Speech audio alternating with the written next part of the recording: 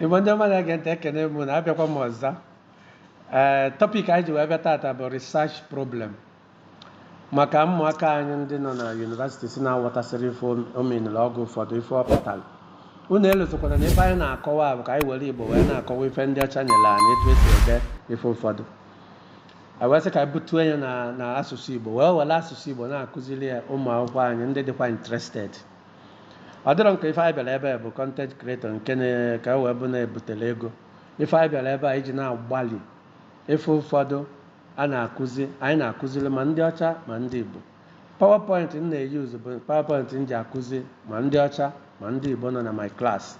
Mana ife dịzi iche na m chọrọ ka anyị weziere Igbo wee kọwaa anya, mana ọ bụ ọzọkwa na a ga-eji Igbo wee kọwaa ya pụtalụ na anya ya sụrụ oyibo, maka na ọ bụragolo oyibo ka eji wee rie anyị, ọ bụragolo oyibo ka anyị ji eme ife ụfọdụ anyị na-eme. Maka ife na anyị ji oyibo eme ife ụfọdụ anyị na-eme, anyị anabatago oyibo kata, mana anyị na-achọ ka ijidekwa oyibo anwa ghọtakwuo onye ọfụma na-etu esi akọwa ya n'asụsụ Igbo. Asụsụ Igbo mụnwa na-eyuzukwa bụ asụsụ Igbo ndị Anambra. Mgbe izizi bụ na research problem. First of all, akwụkwọ ife ị na-ede o nwere ife kpata iji wee chọọ ife ịchọrọ ide.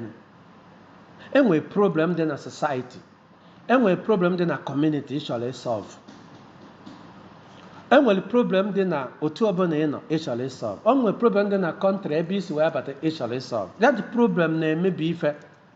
That is why iji wee chọọ ide wee nwee ike contribute due to your idea, through your ideas. Onye ka na-akpọ research problem. O nwere problem ịnotisiri, o nwere problem dị na obodo unu, i wee chọọ ka ị pụpụta wela amamife gị wee nyefee ifefa kwesịrị imenụ, wee suggest ifefa kwesịrị imenụ ka ya bụ problem wee nwee ike ịdị solved. So now that problem is what will be solved in your paper. So now research problem or problem of the research or research questions. Ụfọdụ na-etinye in form of question. Ụfọdụ na-etinye in form of just no problem, list enye a problem statement. Mana before then, writing process. First of all, of course, n'ịchọ gị ide ife nụ a plan ka ife kwesịrị ide. Defining a topic and selecting a literature. O nwere problem ịsọ ide a plan anya wee mee gịnị wee chọba ebe ya weta akwụkwọ nwere ike ịgụsị wee nwee ike inwe idea etu esi wee solve that problem.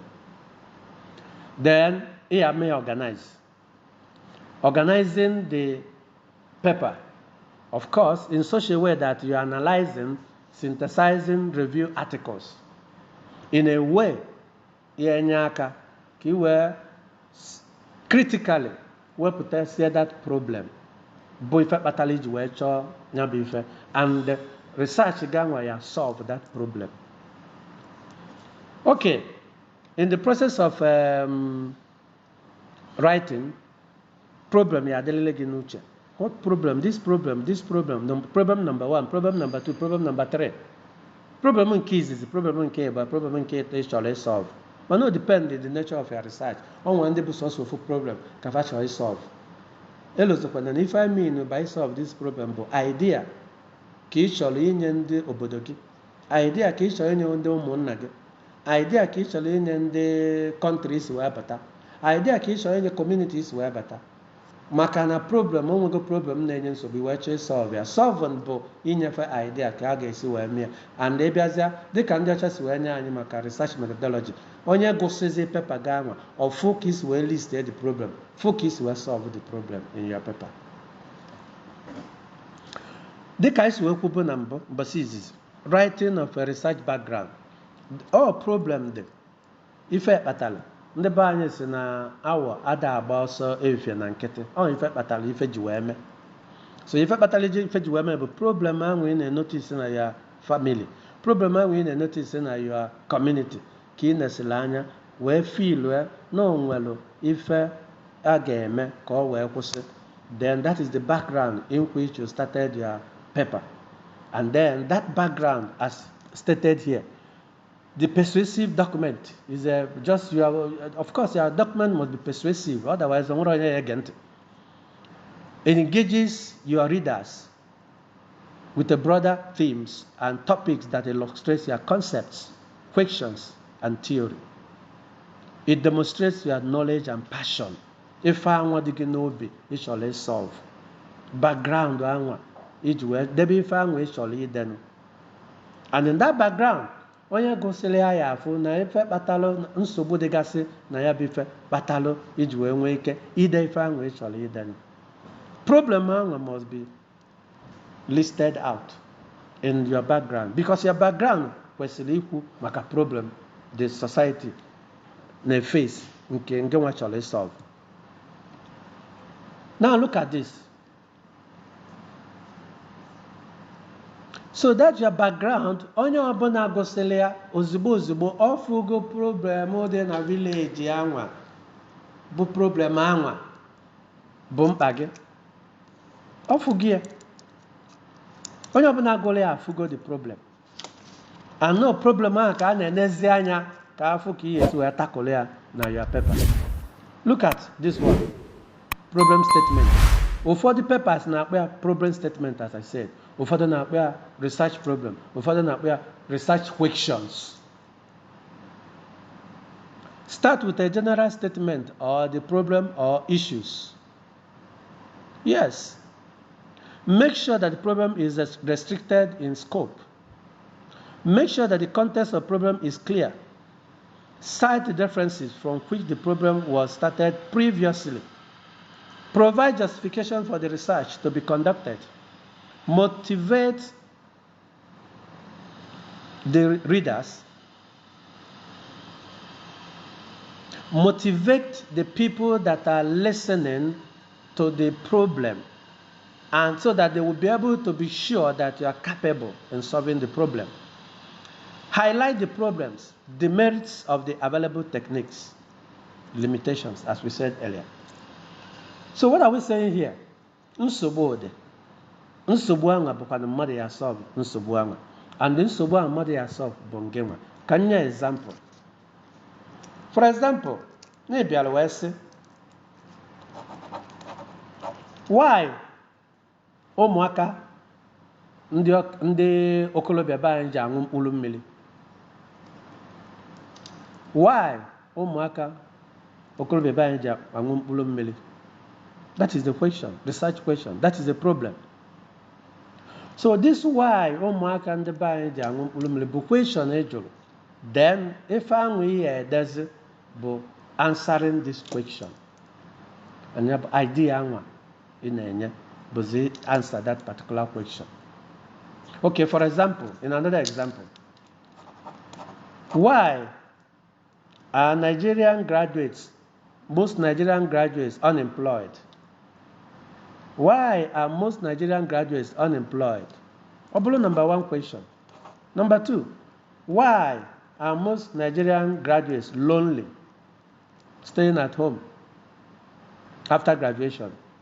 Number three question, why are most Nigerian graduates do not want to go to school again? It's a problem. Because when you go selling graduates, some people don't want to continue their education because experience to even get that first degree. In fact, they are 100 level, 200 level, 300 level, 400 level, depending on the program. In fact, they don't want to continue. Some majority of Nigerian graduates are like that. So these are problems you listed. Number one, number two, number three. In addition to this problem, why are most Nigerian graduates unemployed? Why are most Nigerian graduates lonely? Why are most Nigerian graduates do not want to continue their education? These are problems listed already. And then it means that, for example, after your chapter 1, chapter 2, depending on the structure of your paper, might try to answer the first question. Chapter 3 might try to answer the second question. Chapter 4 might try to answer the third question. So because you pose the question, then you answer the question in your paper.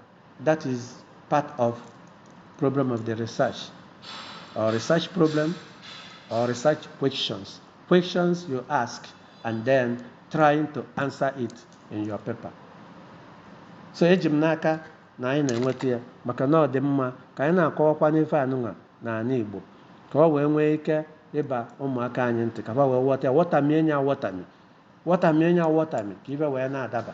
Guiding for analyzing literature. So mgbe ị chọpụtasigo this problem number 1, problem number 2, problem number 3, ịchọpụta wee chọọ ka ị dee akwụkwọ ka ị nye suggestion maka ya. Elozokwana ife anyị kwubu before, guideline for analyzing the literature.